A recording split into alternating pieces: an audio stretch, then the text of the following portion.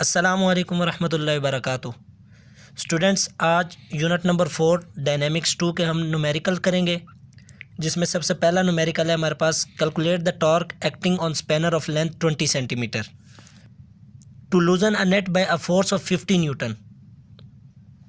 Torque मालूम करना है, लेंथ ऑफ स्पैनर 20 सेंटीमीटर हमें दी गई है और फोर्स F1 है वो हमारे पास 50 न्यूटन है। If the same nut is to be loosen up by force of 100 newton, अगर नट सेम हो लेकिन फोर्स 100 न्यूटन हो, तब what should be length of spanner. Length मालूम करनी है स्पैनर की कितनी होनी चाहिए। हमारे पास गिवन डाटा है लेंथ ऑफ स्पैनर 20 सेंटीमीटर। जैसा कि हमें मालूम है कि हम लोगों को सेंटीमीटर मीटर में कन्वर्ट करना होता है, इसलिए कि ऐसा यूनिट मीटर में मेजर किया जाता है। तो वो 20/100 तो इक्वल टू 0.2 मीटर आ जाएगा उसका आंसर। यानी लेंथ ऑफ स्पैनर पहला जो 20 सेंटीमीटर है हम लोग कन्वर्ट कर लेंगे। फिर इसी तरह हमारे पास फोर्स F1 है 50 न्यूटन और फोर्स F2 100 न्यूटन। पहले टॉर्क मालूम करना है, फिर लेंथ मालूम करना है। टॉर्क की इक्वेशन हमें मालूम है, tau is equal to F1 r को यहाँ लेंथ L से रिप्लेस करते हैं। टॉ is equal to F1 L1, इसके अंदर वैल्यूज़ पुट करेंगे 50 न्यूटन जो पहले ही वैल्यू दी गई थी ऊपर फोर्स की, और लेंथ L1 की 0.2 मीटर। हमारे पास टॉर्क आ जाएगा 10 और न्यूटन फोर्स का यूनिट, मीटर लेंथ का यूनिट। फिर इसी तरह हम लोगों ने लेंथ L2 मालूम करना है, तो वहाँ पर सेम इक्वेशन यूज़ करेंगे। Tau is equal to F2 length L2। F2 यहाँ पर लेंथ L2 के साथ मल्टीप्लाई हो रहा है, इधर आकर डिवाइड हो जाएगा। लेंथ L2 मालूम करनी पड़ेगी। टॉर्क ऊपर मालूम कर लिया 10 न्यूटन मीटर, वो वाली वैल्यू, ओवर F2 फोर्स की वैल्यू। लेंथ L2 हमारे पास 0.2 मीटर आ गया। फिर अगर इसी तरह अगर हम इसको कन्वर्ट करना चाहें कि ये सेंटीमीटर में आए, तो 0.1 जो लेंथ L2 आई है उसको 100 से मल्टीप्लाई कर देंगे, हमारे पास सिंपली लेंथ L2 आ जाएगी। इसी तरह हमारे पास अब न्यूमेरिकल नंबर 2 है। A long uniform steel bar of length 1 metre is balanced by a pivot at its middle. हमारे पास स्टील बार है जिसकी लेंथ 1 मीटर है और पिवट मिडल पर इसको बैलेंस किया गया है। टू मैसेज, एक M1 है और M2 है, are suspended at distance of 0.2 metre and 0.3 metre respectively from the pivot. 0.2 metre के फासले पर M1 और 0.3 मीटर के फासले पर M2 को बैलेंस किया गया है इन डिस्टेंस पर। Ignoring mass of the steel bar, अगर स्टील बार का मैस इग्नोर करें, if mass M1 is equal to 0.6 kg, find mass M2। फिर हमें मैस M2 मालूम करना है। न्यूमेरिकल 2 का जो गिवन डाटा है, लेंथ L1 1 मीटर है बुक के अंदर, लेंथ L2 है 0.2 मीटर और length L2 0.3 metre. Mess M1 0.6 kg हमारे पास दिया हुआ है और मैस M2 हम लोगों ने मालूम करना था। टॉर्क की इक्वेशन हमारे पास है tau is equal to F into L, और but force is equal to the weight of the mass. जब हम लोगों ने बैलेंस करना हो पिवट पॉइंट पर, तो ये डायग्राम है हमारे पास। सबसे पहले ये चीज़ है कि mass must be equal to its weight, उसके वेट के इक्वल होना चाहिए। F is equal to force weight के इक्वल है और वेट हमारे पास mg के इक्वल होता है। अब वेट को हम लोग लेते हैं F1 L1 is equal to F2 L2। क्यों? दो मैसेज हैं M1 और M2। इस डायरेक्शन में होगा तो एंटी क्लॉकवाइज टॉर्क प्रोड्यूस होगा और इस डायरेक्शन से हो तो क्लॉकवाइज टॉर्क प्रोड्यूस होगा। एंटी क्लॉकवाइज टॉर्क हमेशा इक्वल होना चाहिए क्लॉकवाइज टॉर्क के। तो यहाँ से आ जाएगा F की जगह हम लोग वेट पुट करेंगे, W1 L1 is equal to W2 into L2। यहाँ वेट किसके इक्वल था? ऊपर mg के, तो यहाँ से M1GL1 is equal to M2GL2। mg कहाँ से आया? वेट से आया। अब g दोनों कांस्टेंट हैं, कट जाएंगे एक दूसरे के साथ, पीछे रह जाएगा M1 L1 is equal to M2 L2। यहाँ से हम लोगों को निकालना है मैस M2। L2 इधर मल्टीप्लाई हो रहा है, इधर आकर डिवाइड हो गया। M2 is equal to M1 L1 over L2। Values put कर दो, 0.6 इंटू 0.2 ओवर 0.3, हमारे पास M2 आ जाएगा इज इक्वल टू 0.4 kg। दो मैसेज है हमारे पास, एक है 250 ग्राम और दूसरा है 100 gram, are hanging at position 65 centimetre and 80 centimetre respectively. ये 250 ग्राम है और ये 100 ग्राम है। On a uniform metre rod, ये यूनिफॉर्म मीटर रोड है, pivoted at 50 centimetre mark as shown. यहाँ पर 50 बिल्कुल उसका सेंटर है उस रोड का जिसके ऊपर पिवट है यहाँ पर, यानी बिल्कुल सेंटर में। Where should a third mass of 400 gram be position to balance the rod. तीसरा मैस है हमारे पास 400 ग्राम का, वो कहाँ पर पोजीशन होना चाहिए ताकि ये ओवरऑल बैलेंस रहे। गिवन डाटा अगर देखें, मैस M1 था 250 ग्राम, हमें केजी में चाहिए, ग्राम में नहीं। क्यों? इसलिए कि जिसमें हम मैयर करते हैं वो SI यूनिट केजी होता है ना कि ग्राम।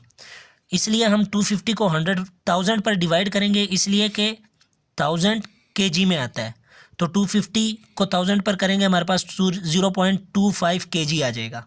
इसी तरह मैस M2 100 ग्राम था, उसको भी 1000 पर डिवाइड करेंगे 0.1 केजी आ जाएगा।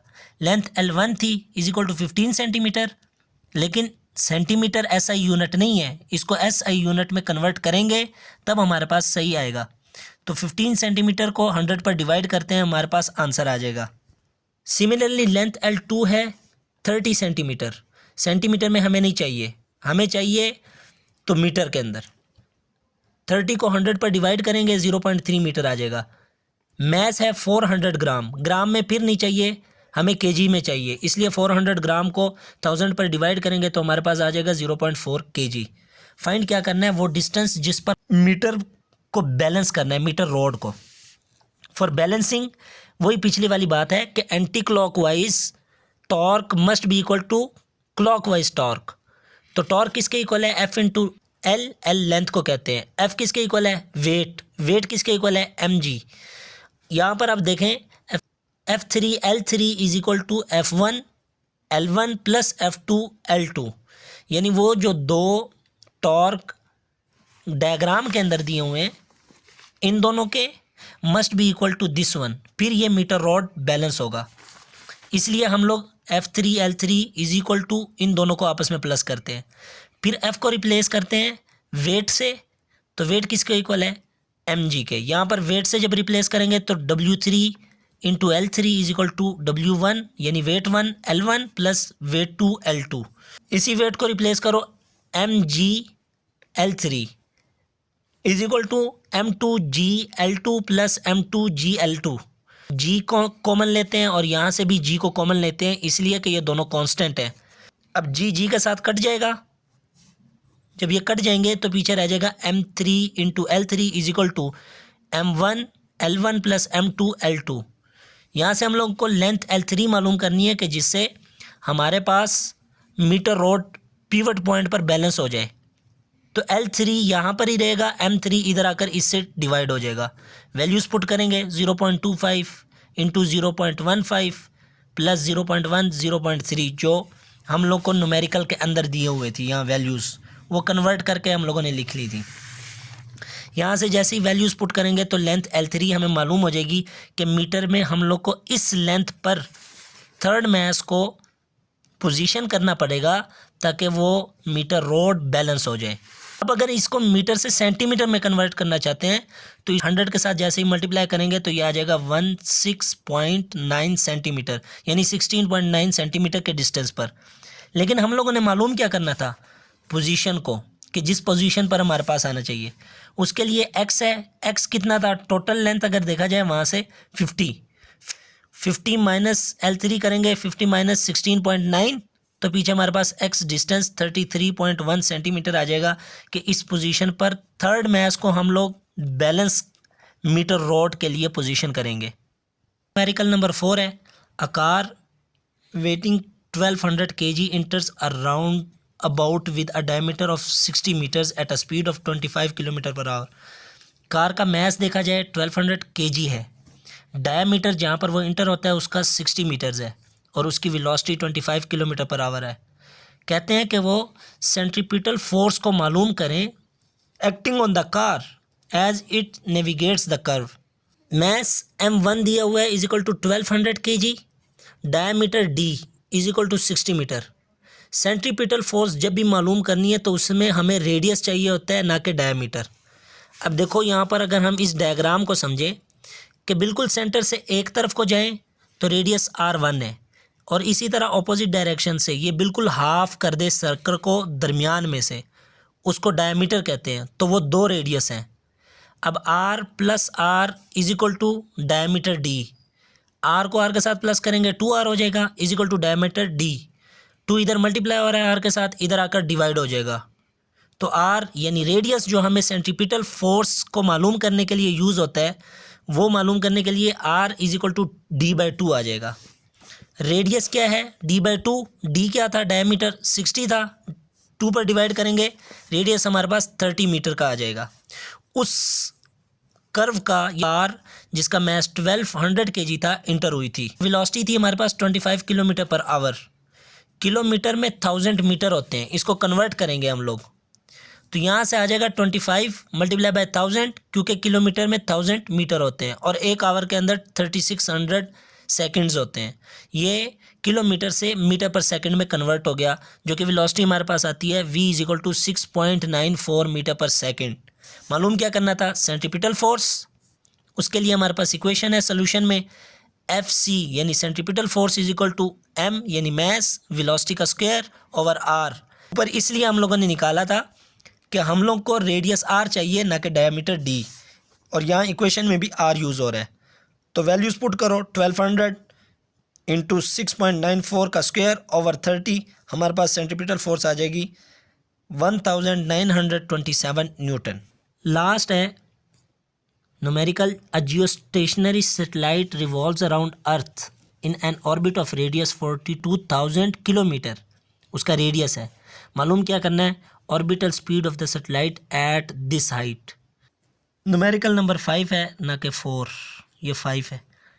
इसका गिवन डाटा देखा जाए, एक डे में अगर सेकंड्स देखने हो 86,400 सेकंड। रेडियस क्या था 42,000 किलोमीटर। हमें मीटर में चाहिए, इसलिए कि ऐसा यूनिट मीटर होता है, ना कि किलोमीटर। तो किलोमीटर 10⁻³ होता है, 42,000 के साथ मल्टीप्लाई करेंगे, 42,000 multiply by 10⁻³ metre. Orbital velocity, उसकी इक्वेशन हमारे पास है v0 is equal to 2πr/t। ऊपर हमारे पास दिया हुआ है 86400 सेकंड्स।